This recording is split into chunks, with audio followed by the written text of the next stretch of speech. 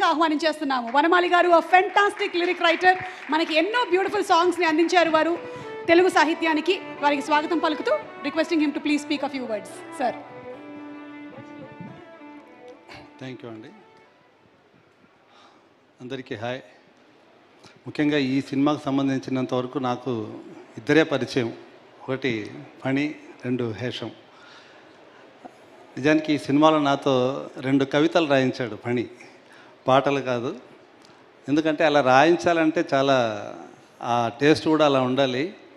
ఇవాళ ఏంటంటే కవిత్వం ఒక అంటరాని భాషగా మారిపోయింది, కానీ మా ఫణి మాత్రం దాన్ని మనసుకు అంటించుకున్నాడు ఒక పరిమళంలా. కాబట్టి అతనికి ముందు థ్యాంక్స్ చెప్పాలి.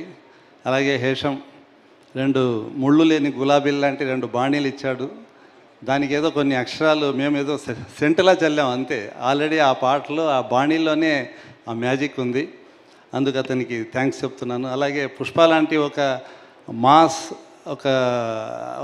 అటువంటి ఒక సినిమా తీసిన వాళ్ళు ఇటువంటి సినిమా చేయడం అనేది నిజంగా hats off sir. Great taste ఉంటే కానీ ఇటువంటి సినిమా చేయలేము మనం.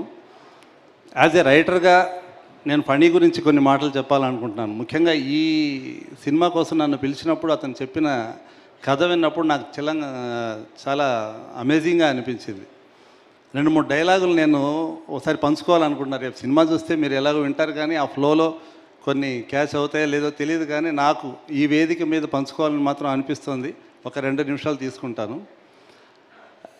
ఎప్పుడో నేను చాలా ఏళ్ల క్రితం, ఈ తరానికి తెలియదు, గురజాడ గారి కన్యాశుల్కం నాటకం, అందులో మధురవాణి ఒక పాత్ర ఉంటుంది, వేశ్య పాత్ర. అటువంటి క్యారెక్టర్ ఈ సినిమాలో యాక్చువల్గా ఇందులో హీరో రైటర్ అతను రాసిన పుస్తకంలో అటువంటి ఒక వేశ్య పాత్ర ఉంటుంది. ఆ వేశ్య పాత్ర తన దగ్గరికి తరచుగా వచ్చే ఒక వ్యక్తిని ప్రేమిస్తుంది. నిజంగా అటువంటి ఒక సన్నివేశం పెట్టడం అనేది నిజంగా చాలా గొప్ప థాట్గా చెప్పచ్చు. ఎందుకంటే ఎంత వేసినా కూడా తను ముందుగా స్త్రీ, తనకి ఆ వ్యక్తి మీద ప్రేమ కలిగినప్పుడు ఆ విషయం అతనికి చెప్తే అతను అంటాడు. ఈ డైలాగ్ కూడా నిజంగా హ్యాట్స్ ఆఫ్ చెప్పాలి ఫణికి. అతను ఒకటే మాట అంటాడు, నీలాంటి వాళ్ళని పడక గదిలో ఊహించుకోగలం కానీ పూజ గదిలో కాదంటాడు. దానికి ఆ అమ్మాయి ఇచ్చే సమాధానం ఇంకా గొప్పగా ఉంటుంది. మా శరీరాలు బురదగుంట కావచ్చు కానీ మా హృదయం తులసి కోట.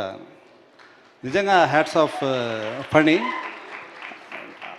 అటువంటి విన్నప్పుడు నిజంగా ఇతనిలో ఇంత డెప్త్ ఉందా, ఎంత ప్యాషన్ ఉంది ఇతనికి ఈ కథ మీద, అతను రాసుకున్న స్క్రిప్ట్ మీద అనిపిస్తుంది. అలాగే కొడుకు లేని గురువు, తనకి మార్షల్ ఆర్ట్స్ నేర్పించిన గురువు చచ్చిపోతే అతనికి తలకొరివి పెట్టడానికి వచ్చినప్పుడు ఆ కర్మకాండలు నిర్వహించే వ్యక్తి చెప్తాడు, అమ్మ ఆడపిల్లలు తలకొరివి పెట్టకూడదని. దానికి ఒక మాట రాస్తాడు మా ఫణి, పేగు తెంచుకుని ప్రాణం పోయగలిగిన మేము చితికి నిప్పటించి మోక్షం ఇవ్వలేమా అని. Hats off Phani. చాలా ఉన్నాయి ఇటువంటి చెప్పుకోవాలంటే ఈ సినిమాలో. అవన్నీ విన్నప్పుడు మేము రచయితలము కవులమైనా కూడా మా స్థాయిని మించి అతను అటువంటి, అంటే ఇవన్నీ కూడా మనము ఎక్కడ పొయిటరీలో ఎక్కడో చూడగలం, అవి మాటల్లో మనం వినలేం.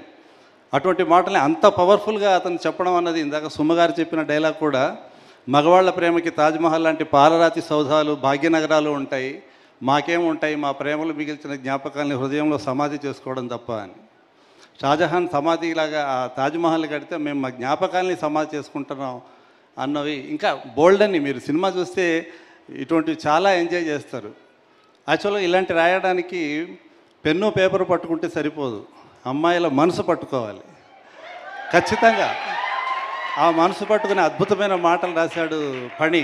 నేను ఎప్పుడూ అతనితో చెప్పలేదు, ఎందుకంటే అతను ఎంత మొహమాటస్తుడో నేను అంతే. ఆ భావోద్వేగం కలిగినప్పుడు మాకు మాటలు రావు. అతనిలో ఏంటంటే, అతను యాజ్ ఎ రైటర్గా నేను కూడా అతనిలో చూసింది ఏంటంటే, అతనిలో శ్రీశ్రీలో ఉన్న కోపం, తిలకులో ఉన్న కోమలత్వం ఉన్నాయి అతని రచనల్లో. అది నేను గమనించాను.